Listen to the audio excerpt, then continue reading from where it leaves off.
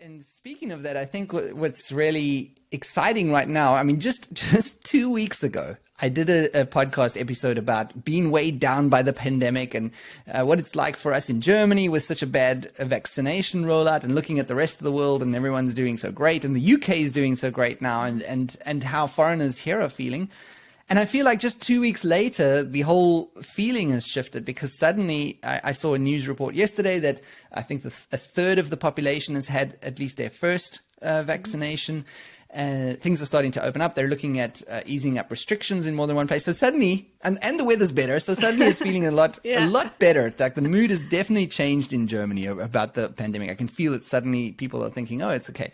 And of course that means that summer is going to be a big one this year. I mean, it was last year. Last year we had a great summer despite the pandemic, because things in Germany really slowed down with new infections, and we were able to get out and enjoy a bit of a vacation. But I think this year, after the long lockdown that we've had, the really bad weather that we've experienced, the grayness and stuff, people are really looking forward to getting out on vacation this year, right? I mean, are you getting that feeling as well? Yeah, absolutely. Yeah. I mean, I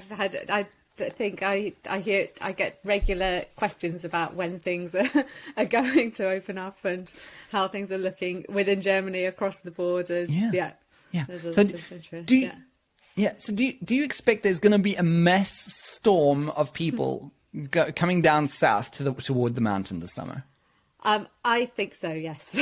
Yeah, me too. I think going from last summer for sure, and I think we already see everywhere I think the recognition of how valuable time out in the outdoors is, and everyone wants to get out, and especially we've got everything on our doorsteps here in Germany. I mean, in Bavaria we've got the beautiful mountains and lakes. In other parts of Germany are beautiful as well. And so with the fact that we can't travel generally further afield, more people are sticking around and looking to do things locally. And I live about an hour south of Munich in a place called Kochel am See, which is by a beautiful lake and at the foothills of the Alps. And we noticed last summer that life just changed here completely. Yeah. It's and at the weekends, even through the winter now, it's been busy because you're in about an hour from Munich. Right. So I imagine the summer is going to be even more so, I think, than last summer. Yeah, I mean, even here, near to where I live, there's an area called the Fränkische Schweiz, the Franconian Swiss Alps, I guess.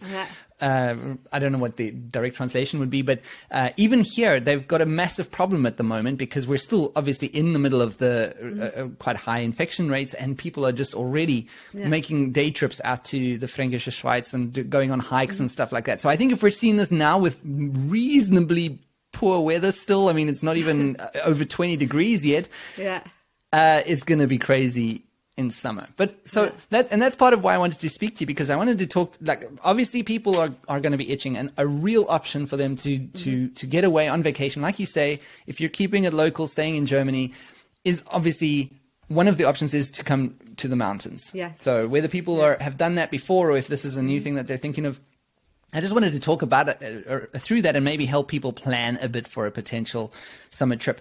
But what do you think with this massive influx of people from all over Germany to a few tourist places?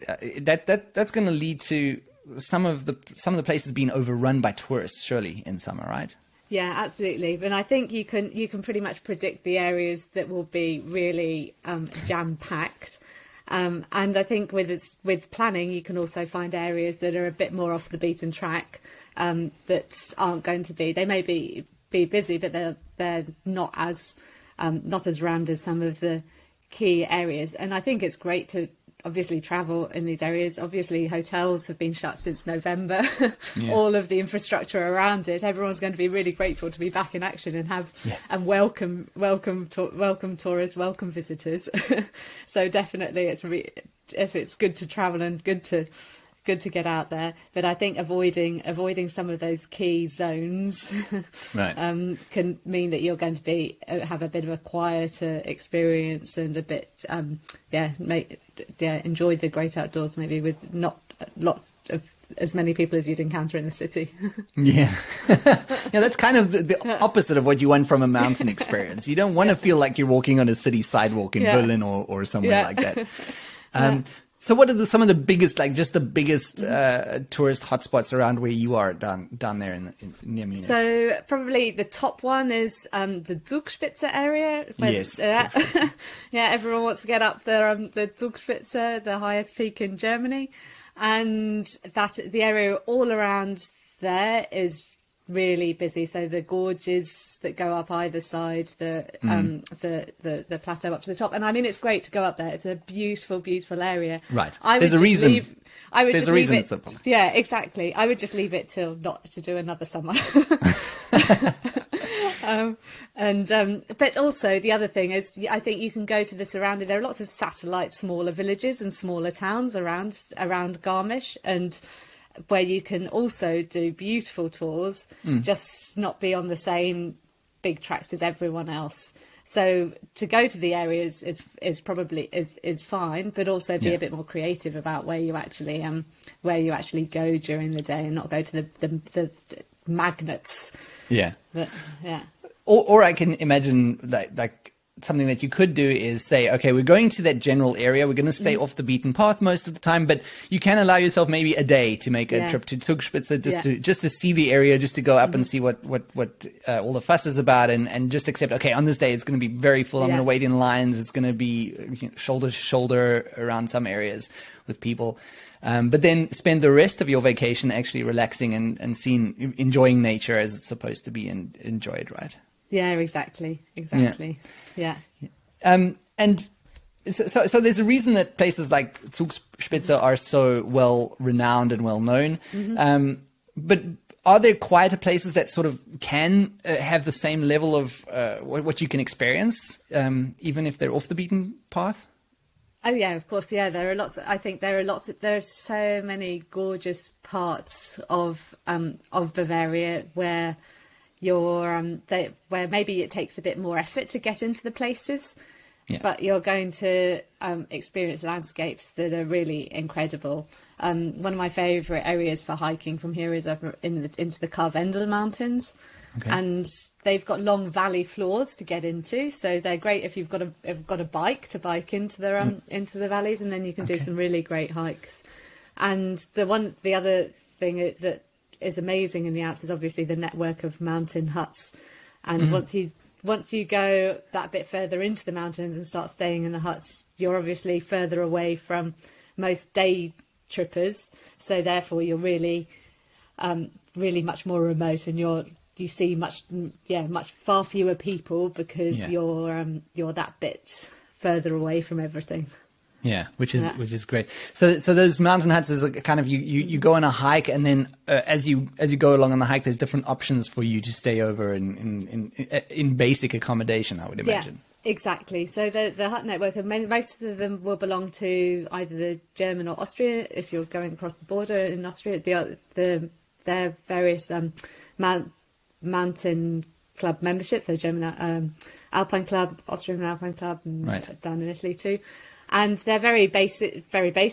Well, they tend to be very basic. A lot of them are much more modernised now. So some of them even have showers, but which is a luxury. So you get a token and you can shower for about a couple of minutes. Right. But they're really well set up, and I think they're one of the most wonderful things about hiking in the Alps is that you can do this, amazing remote hike, get to a hut and sit down and have a really delicious dinner and a glass of wine in the evening. It's really, you're pretty spoilt. Okay, really. I won't lie, Ceri, you're making me really, really antsy to get to book that kind of vacation right now. I'm like, the more you're talking about these isolated huts and the wander and the hiking between them, I'm in the mood for that right now. Oh yeah. Yeah. So what was that area that you just mentioned? The Karwendel. And that's so one of the base towns for that would be Mittenwald. Okay. And that's between Garmisch and the Austrian border. Right. So, and then there are a few little smaller villages around there too, and there's so much to do around those areas too. Yeah. So I'll put a link to that in the show notes so if people can check it out if they're thinking of doing something like that. Do you have any other insider tips from the area, places that you love and that are also off the beaten path? Well, I would say the best thing to get off the beaten track is looking at where maybe there are popular places, and then looking at a map and looking and finding other routes that are similar. Okay. Because I think, and also being aware that things that you research on the internet that say that they're the secret places are not the secret places at all. And being creative, you can use them for inspiration for for a general area, and then looking, looking next to it. Yeah. It is difficult to know if you don't have experience. You know, it would be good to have some kind of help if you're looking at an area, because they do say it's isolated, no one, like very quiet here, but actually it's just a tourist attraction like all the other places.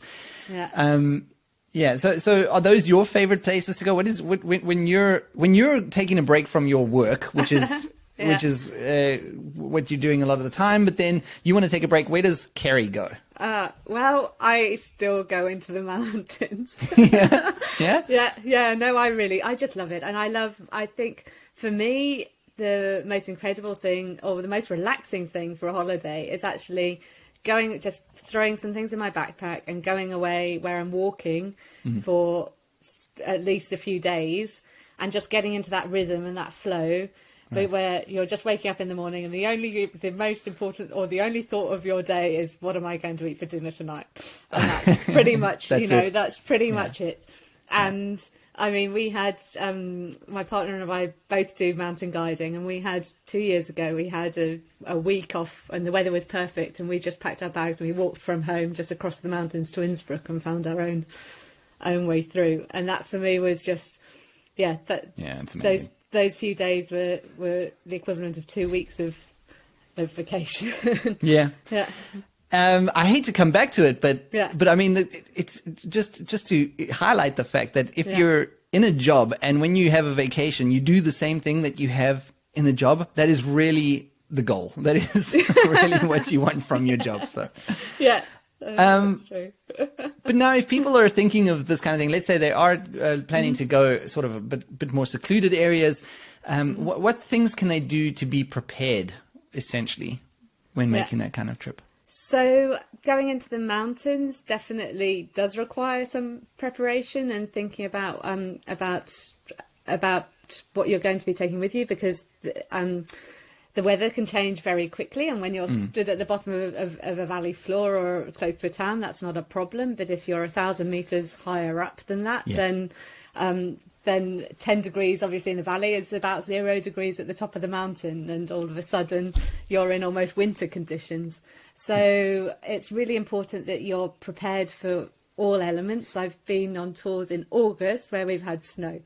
Wow. So that's not to say that I think if you look at a reliable weather forecast, like from the German Alpine Club, for example, they have a good reliable forecast, and you can generally get a feel if you're doing a 1-day tour to maybe a lower area. You're not going to need hats and gloves, but definitely always to have your waterproof gear with you. So waterproof jacket with a hood. And that's not just in case of rain, but also wind, because obviously wind affects you higher in the mountain, and that can really cool you down very quickly. Okay. So always having a waterproofs with you, extra layers, hiking just with layers, because obviously as you're moving you get warm very quickly, but as soon as you stop you cool also very quickly. Also being prepared in terms of taking enough water with you and snacks to keep you going. There are obviously a great selection of mountain huts en route, and they're really super places to stop and have a drink, a yummy slice of cake. That's one of my favourite things in the summer. And but it's also good to have extra just in case. I mean, especially at the moment, there might be, like last summer, restrictions as to numbers going into huts. So being prepared that you're not going hungry. And then also, I'd also say one thing, bring a rubbish bag with you so that you can take any rubbish out, go even down to taking toilet paper if you've got to go to the toilet, pack that and take that out as well with you, because then the nature can be left as it was. Yes. Yeah, I think that's important, is make sure that you leave no trace after you've been there. And any other advice you might have for those kinds of trips? I think starting if you're just starting out with hiking, and it's let's say your first time going out, just choosing something that's kind of gentle to give you a feel for it. Break in those hiking boots. Definitely, if you're going up anything that's more than a wide hiking path, that you're going on smaller hiking tracks, then you want to shoes that have ankle support as well. Yes. Because one of the biggest biggest risk is twisting your ankle at some point up a mountain. So having sturdy shoes that are good, and also thinking about that, going back to thinking how to plan hikes. In Germany, it's a bit like skiing. The maps, the hiking routes that are checked and are on main maps from tourist office, they're labelled in categories like ski slopes. So you can start with the blue hikes and the gentle, easy hikes that are wider trails, and then you have the red hikes that are more like single file trails and going to have roots and rocks, and then anything that's black is going to involve a bit of scrambling and be more alpine. Okay, that's very exciting. And I think it is important to sort of plan what you can do. Just to come back to the shoes, what you kind of mentioned in passing, and I can 100% confirm it, is wear in the shoes before. If you bought new hiking shoes, don't wear them for the first time on the hike. Use them a bit beforehand. Maybe take level walks or something. Because I made the mistake once of walking with brand new hiking shoes up a fairly difficult trail. I mean, it wasn't black level, but it was a difficult trail. And the next day, my shins and my calves were absolutely messed because the shoes obviously were too rigid still, too hard. So that is a good bit of advice. Get good shoes, but wear them in before you take them on a crazy hike. And another thing is, if you're taking your shoes out the cupboard that you haven't worn in 10 years, to check them over, because the number of times that actually I see groups of people that have a shoe sole fall off because they disintegrate over time, and that first hike after 10 years suddenly is a shock to the system, and they disintegrate. So do give them a good check if you've not worn them in a while. And is this one of your services that you offer with your company? Did we mention what your company is called up front? No. So my company is called 4 Elements. Okay. And I run a variety of different types of activities and tours for adults. I do hiking courses also for people starting out with hiking, and in Munich I run a women's hiking group where we combine with fitness, where we do fitness training, and then I hike with the group once a month, and we do hut tours. And then in the summer I run trekking tours through the Alps. So you offer a lot, and people can obviously check that out, because I think that's also a good start. If you don't know the area you're going down, maybe you're inexperienced with hiking as well, or don't know the mountains very well, it probably is good to get some kind of tour that you can go on, or some kind of advice from someone like you. Yeah, definitely. What other good resources are there for people wanting to get out and experience the mountains?